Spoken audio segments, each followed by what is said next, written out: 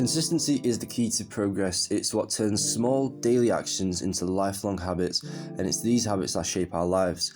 I used to really struggle staying consistent with the good habits like going to the gym and meditation.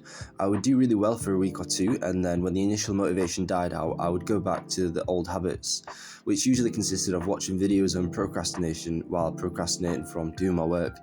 I wasn't able to understand how to actually stay consistent on self-improvement until I fixed a few simple things, and in this video I'll go over how I became consistent step by step. Step 1. Creating a routine.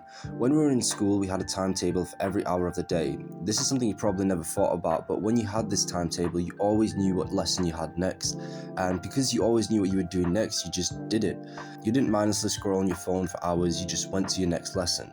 I think a lot of the reasons we struggle to stay consistent is because we don't actually set the intention to go and do the thing.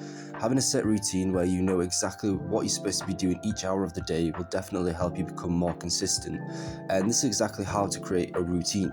So go into your notes app, write the time of day on one side and then the action you're going to do on the other side. So for example, yours might be 6 a.m. wake up, 7 a.m. go to the gym, and do it for all the hours of the day. The idea here is you want your brain to know when the clock strikes 7 a.m. it's time to go to the gym. At first, sticking to your daily routine is going to be a bit difficult, but it doesn't have to be perfect. You want to be slowly making progress towards becoming more consistent in your routine, and over time your brain will automatically know what you need to be doing each hour of the day. Step 2. Tracking your progress. What gets measured gets managed. Tracking your progress makes you aware of your actions and outcomes. It helps you understand what you are doing well and what needs improvement. And seeing yourself make progress, even if it's really small, will motivate you to stay consistent. In self-improvement, you're basically just adding habits like going to the gym, meditating, and journaling. The best way to track these habits is using a habit tracker. What you want to do is take out a piece of paper, write down all the good habits you want to do at the top, write the date on the side, and then make tick boxes underneath all the habits you want to do. Each day you do a good habit, you want to tick the box to say you've done it. When you're on self-improvement, a lot of the times you won't get the reward for doing the action straight away. For example, you go to the gym today and you probably won't really feel any progress until another few months. But when you have a habit tracker like this, you really do feel the sense of progress. And this feeling of progress is enough to motivate you to keep going and stay consistent.